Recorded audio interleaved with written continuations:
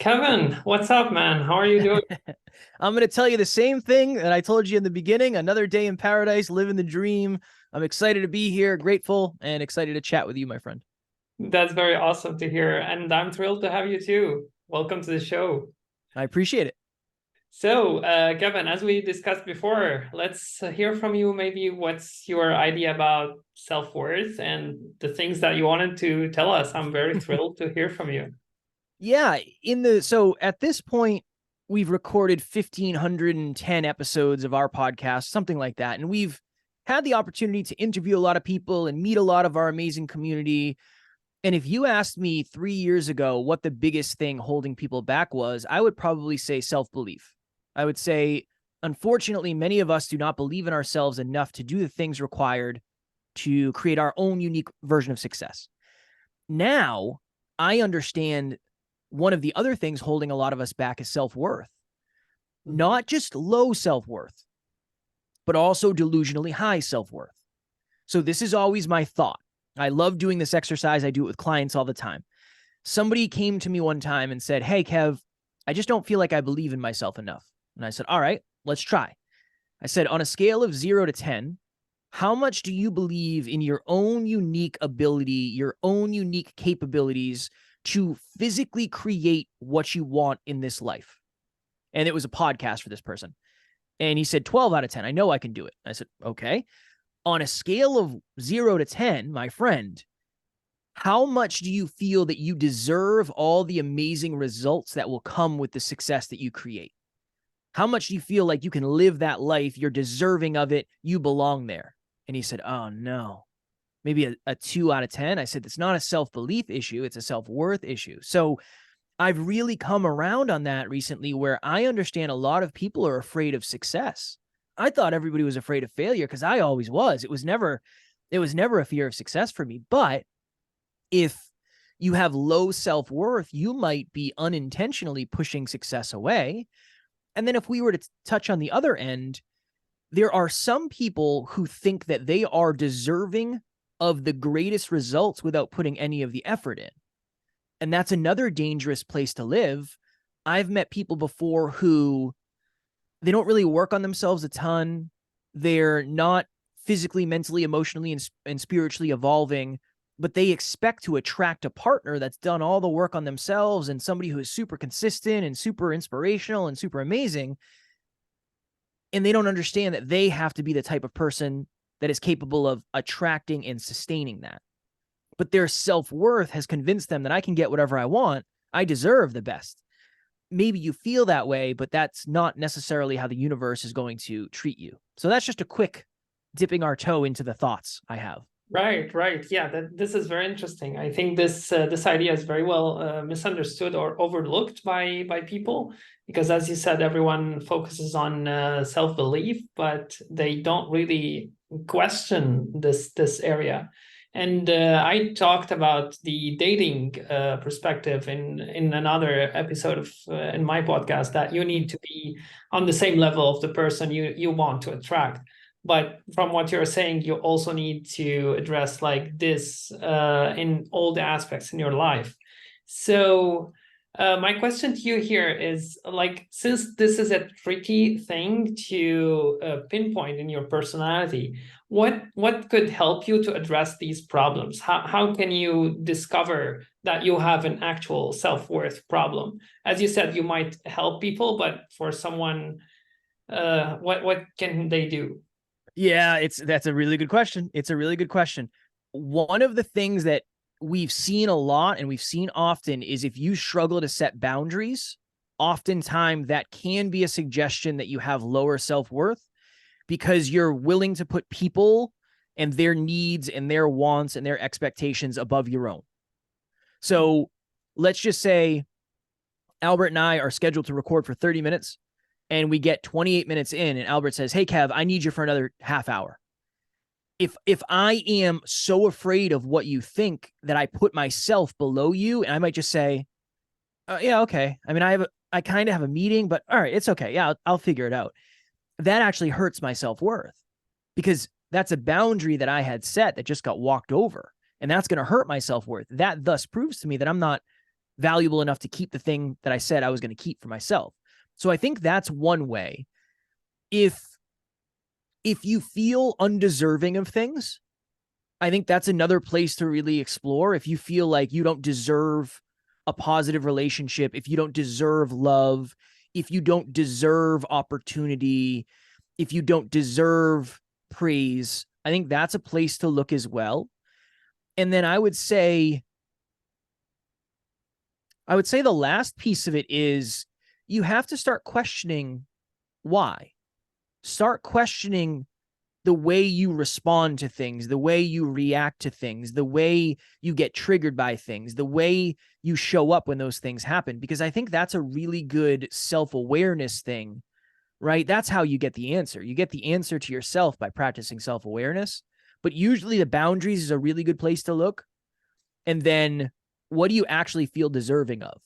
And for me, I don't feel deserving of having the most successful podcast on the planet. I'm not there. I haven't done the work. I haven't done enough of the work, and I may never do enough of the work, truthfully. But I do feel like I deserve the amazing relationship I have because I'm putting in at least 50% of the work, and my wife is putting in at least 50% of the work. I believe we deserve that. So the deserve it factor, that's a good place to really look. Right. So from what you're saying, it seems like you should be like your self-worth should be proportional with your investment or the effort you're putting in. Is that what you mean? Right? I do, but I also know it's a very dangerous game anytime we attach our self-belief or our self-worth to an outcome. But in this situation, you're saying it's actually an input. So I would say that I don't know how else to really connect it. Really, I mean, should someone in the gym who's stronger than me because they've put in more work than me feel better about that? Probably. I mean, they should probably have a more accurate level of self-worth in the gym than I, or self-belief. So yeah, I would say I would be cautious in saying that's the answer, but I do think that's a good place to look. That's what I would say. Right. Yeah, that perfectly makes sense. And how about the other side? You mentioned like some people have bloated self-worth, and as you were saying about boundaries. So if boundaries cause low self-worth, what causes the bloated self-worth? Is it something similar or?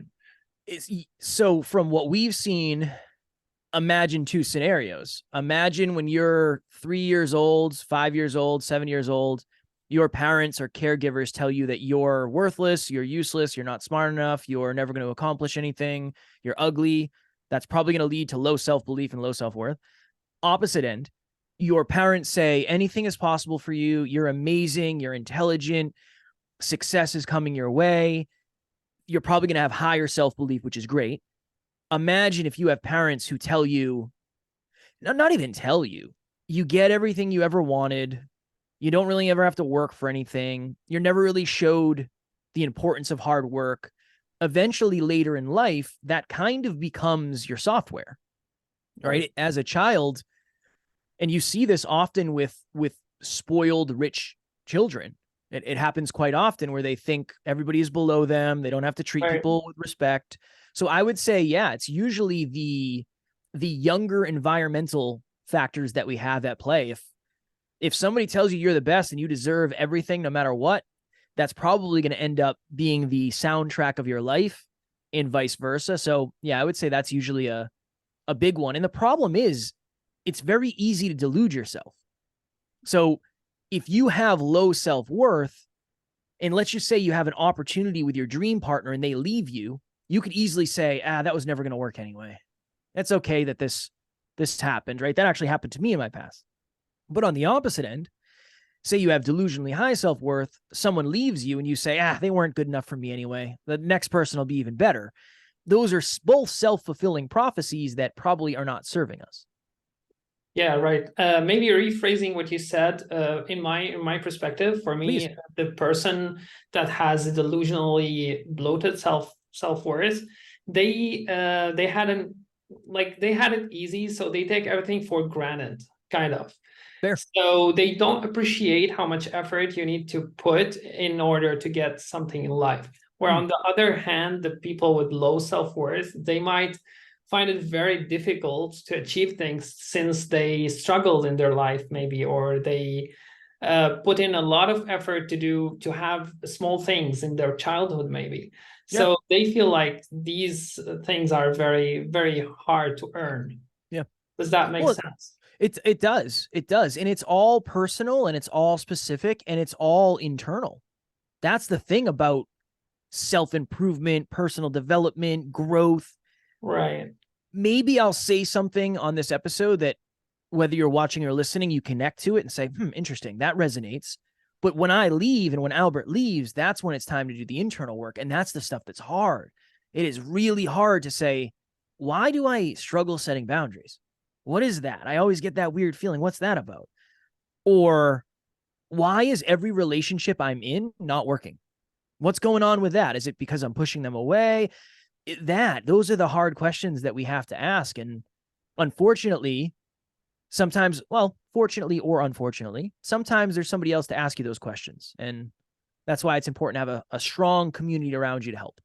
Right. Yeah. Yeah. Here I can see that you will start delving into traumas, maybe painful memories, even something. Yeah, of course. Just dig deep in order to get what's causing that. Yeah, that's definitely the starting of the journey.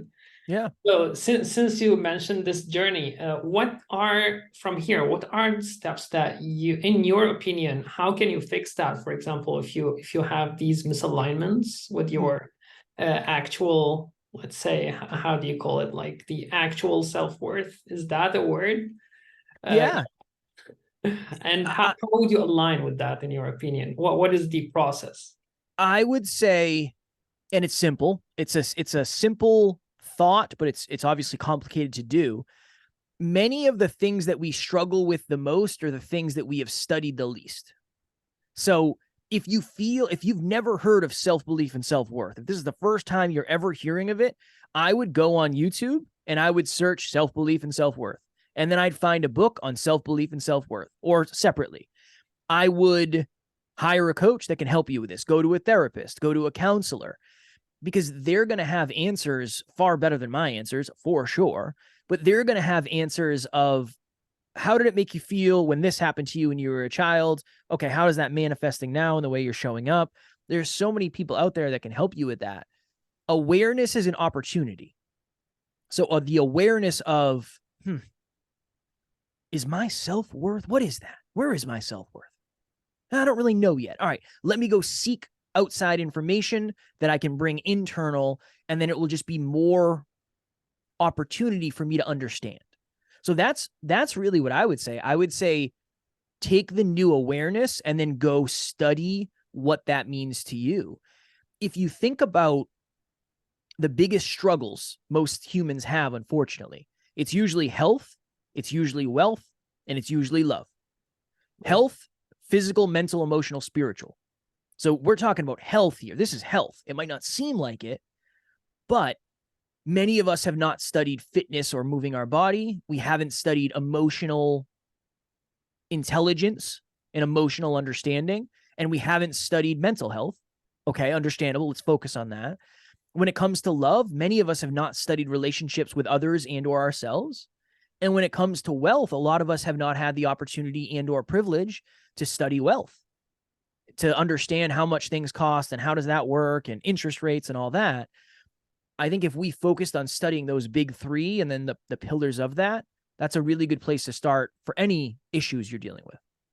Right. So you're suggesting like having an idea about deeper idea about health, wealth, and to start with these.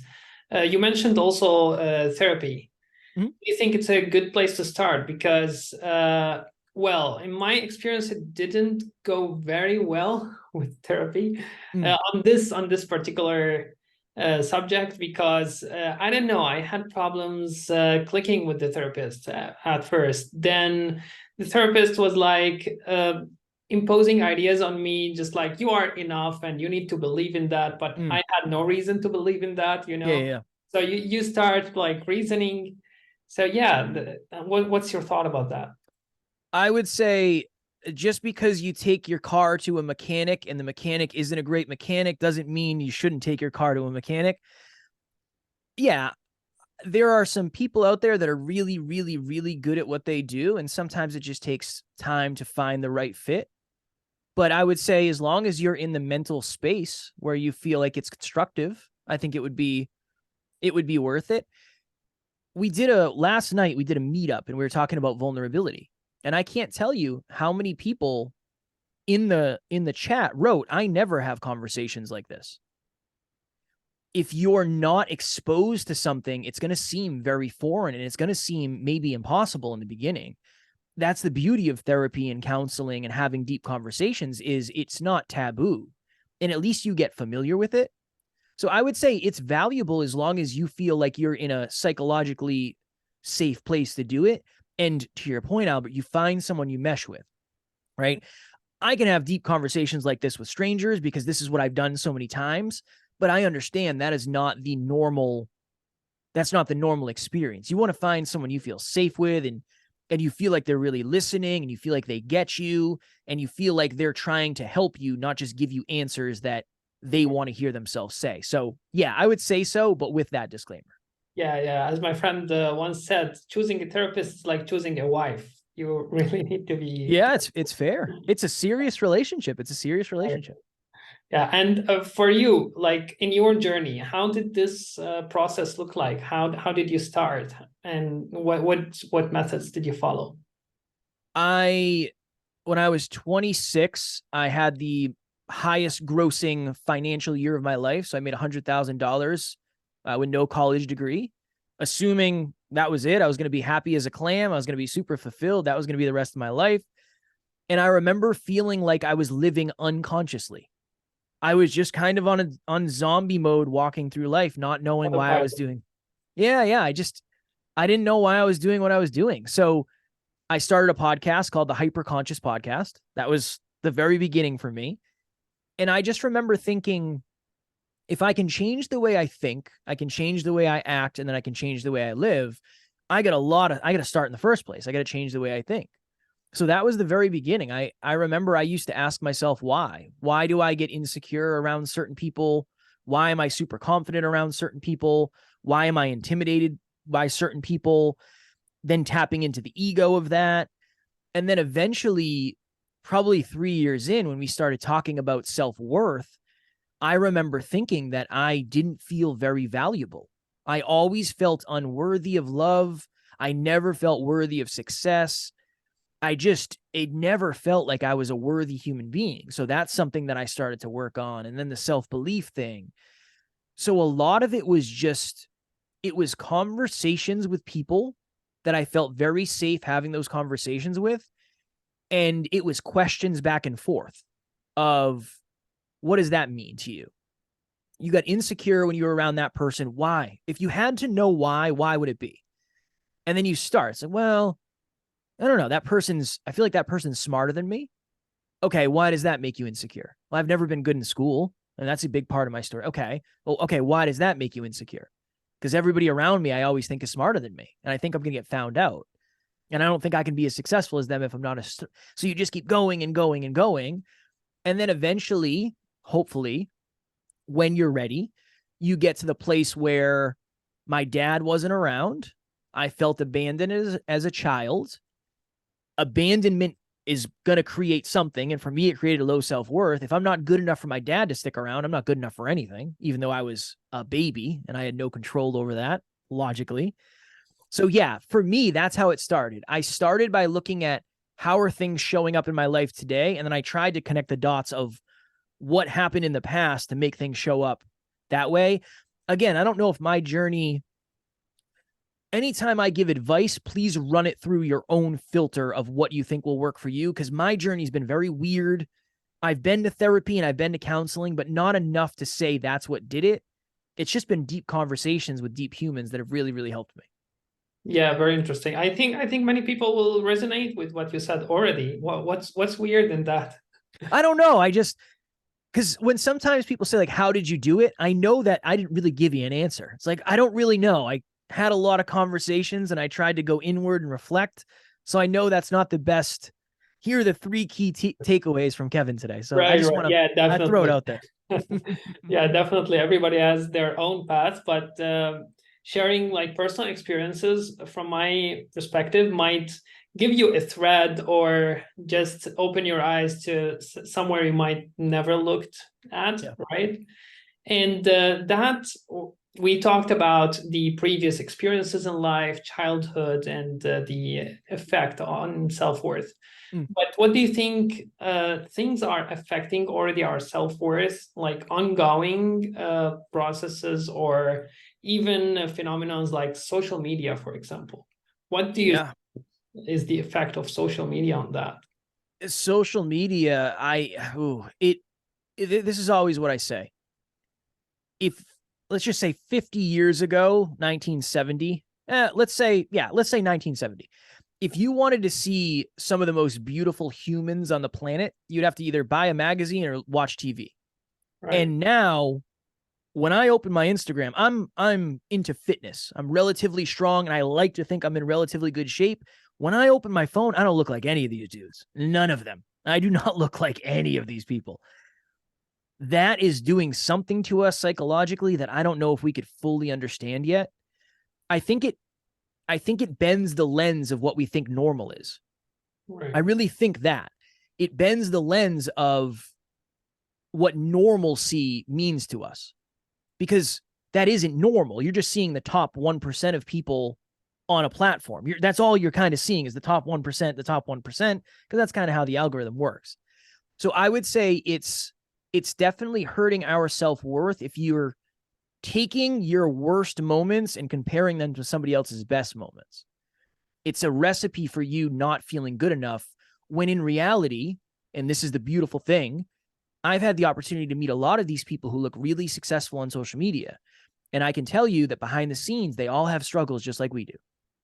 We've interviewed people that are supermodels, but they wouldn't let us record the video because they didn't have makeup on that day. You never know that, though. You couldn't know that unless you were there. So I don't say that to make anything negative towards that person. I say that as a perspective for you, if you haven't had that opportunity to see. Everybody is dealing with something. Most people do not show what they're dealing with because it doesn't make for good content. First of all, nobody wants to see me crying into the pillow at the end of the day because I'm so overwhelmed. And I think everybody wants to look their best. If I take 5 pictures of myself shirtless, I'm going to post the best one. That's the goal. I want to uphold my reputation. So long story long, I think it's really affecting the way we perceive reality. And I think it's affecting the way we compare, because it's really hard to not look at that stuff and compare to it. Right. And as you said, it all works by itself. Like it's not intentional. It doesn't seem intentional because we all do it the same way. Yeah. But at the on the other side, when we are on the receiver part and we are scrolling through these feeds, for example, and seeing all these people, we are getting a very skewed vision of the world around us. And this is maybe I see it as a self-worth epidemic or something, like collective self-worth problem that is. Yeah, I would agree. And then here's the other thing. You'd assume that people who are really crushing it on social media have super high self-worth. That's not necessarily true either. Right. So you're comparing to what you think someone feels, which is a very dangerous game. And all things considered, I don't know, how old is social media? Like 15 years old? So it's not that old, all things considered. So I don't even know if we've started to see the full benefits / detriments of what it's doing. I think it's too soon to tell. Right. Yeah. It's interesting. How do you see it in the future even? What do you think? I don't know. I'm a little scared, honestly. Virtual reality and augmented reality, I read this somewhere. I was watching something and they said this. They said, watch out for what the porn industry does, because that's a suggestion of what's coming. And the porn industry, I think, was the first place to start doing virtual reality.